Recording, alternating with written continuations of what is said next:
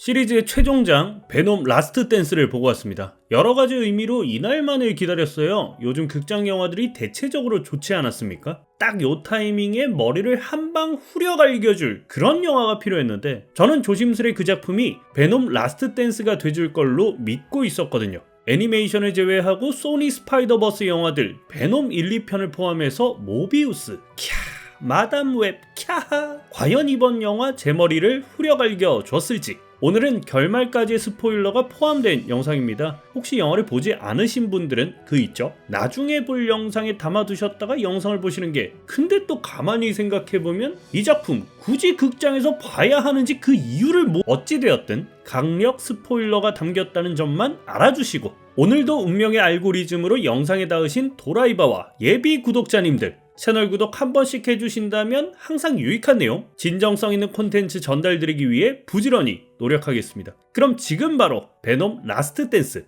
출발하시죠. 저는 진즉 이 영화에 대해 그렇게 큰 기대치가 없었습니다. 1, 2편 모두 고개를 절레절레 저었고요. 같은 세계관을 공유하고 있는 모비우스나 마담 웹은 그 특유의 망작 스멜을 즐기는 단계까지 오고 말았어요. 그러다 보니 아무리 최종장이다, 끝판왕이 나온다 그래도 기대가 안 되더라고요. 거기다 감독이 켈리 마르세리아, 좀 생소하시죠? 저도 너무나 생소합니다. 찾아보니까 베놈 1, 2편 각본가, 이번엔 연출까지. 진짜 이 영화는 기대할 부분이 아니다. 딱 기대하는 거 2개 있었습니다. 전처럼 그 망작 스멜이 나는 영화인지 정신줄 놓고 즐기기라도 하게. 하나는 좀 진지한데 널이라는 캐릭터를 어떻게 사용했을지, 요거 2개는 좀 기대를 가지면서 영화를 보고 왔는데 역시 기대는 사치였나?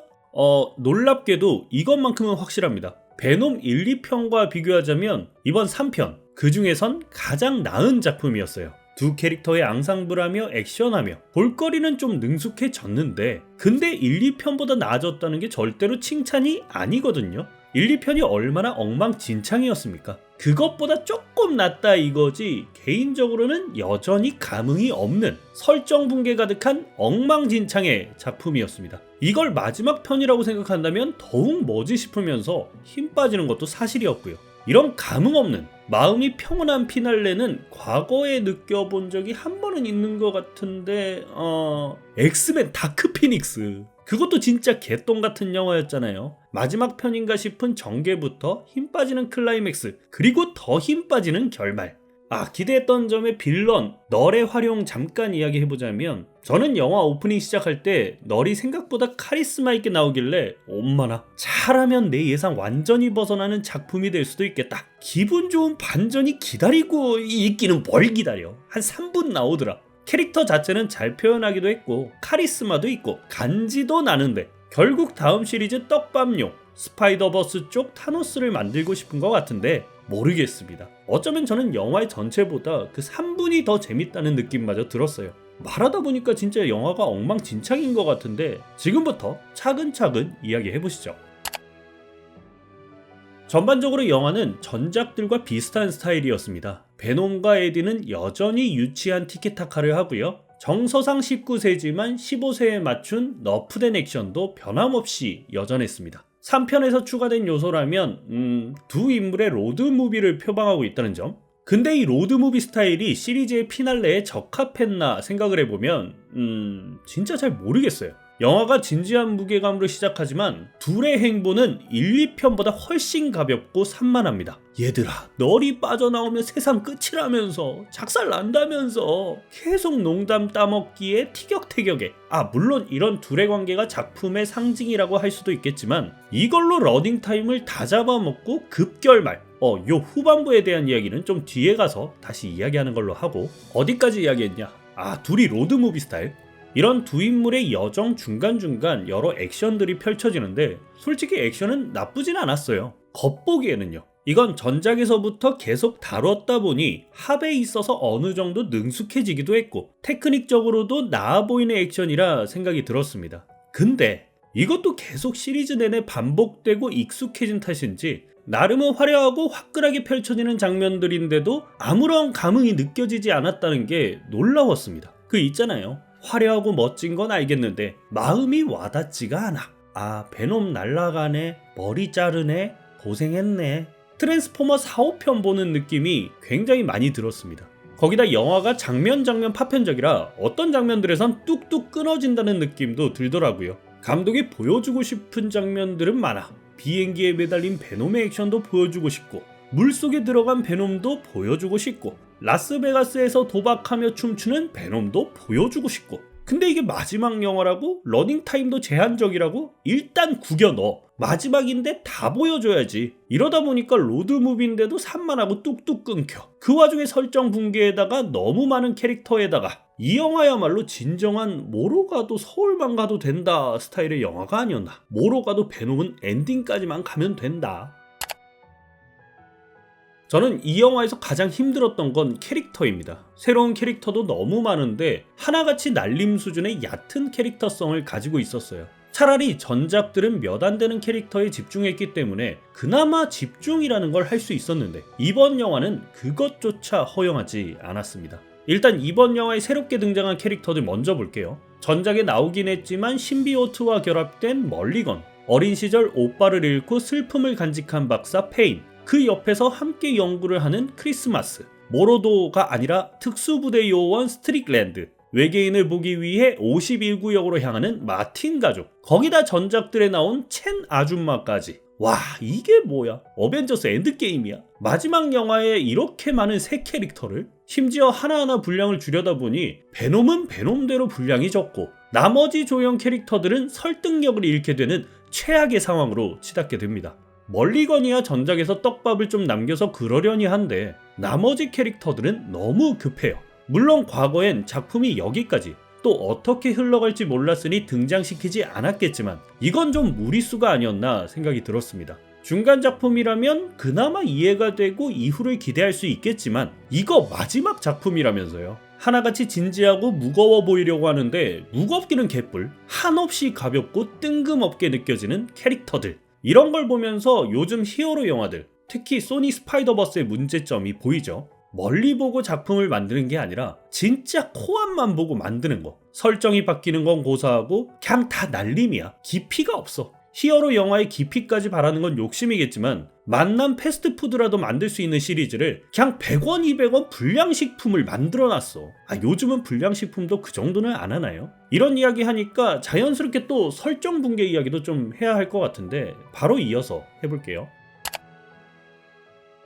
이번 영화는 베놈 1, 2편의 각본가였던 켈리 마르셀이 연출까지 맡은 작품입니다. 물론 1, 2편 둘 다 각본이 별로였지만 와, 그런 각본마저 붕괴하는 작품은 또 처음인 것 같습니다. 자신이 만든 설정을 붕괴하고 뇌절을 추가하고.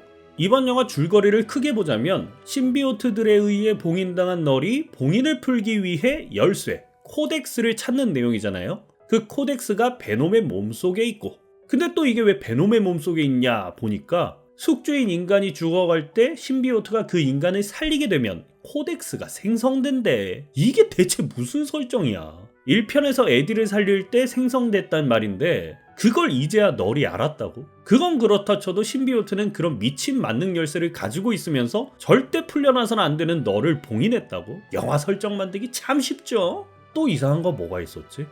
그래, 베놈이랑 에디랑 라스베가스 간 것까지는 이해를 하겠다만 거기서 첸 아줌마는 왜 나오는 건데? 감독이 자신의 영화의 캐릭터들을 너무 사랑해. 모두를 하나하나 공평하게 사랑해. 첸 아줌마 분량 챙겨주려는 건 알겠는데 이어지는 베놈과 첸 아줌마의 댄스 타임, 저 여기서 좀 많이 뇌절했습니다. 진짜 춤춰서 라스트 댄스네. 얘들아, 세상 무너진 다음에 너로 오면 끝난다며. 그래, 여기까지도 다 이해합니다. 이전 베놈 시리즈도 뭐 이 정도 수준이었으니까 결말로 향하는 길이라도 잘 닦으면 그나마 라고 생각한 순간 진짜 너무 뜬금없이 펼쳐지는 51구역에서의 마지막 클라이맥스.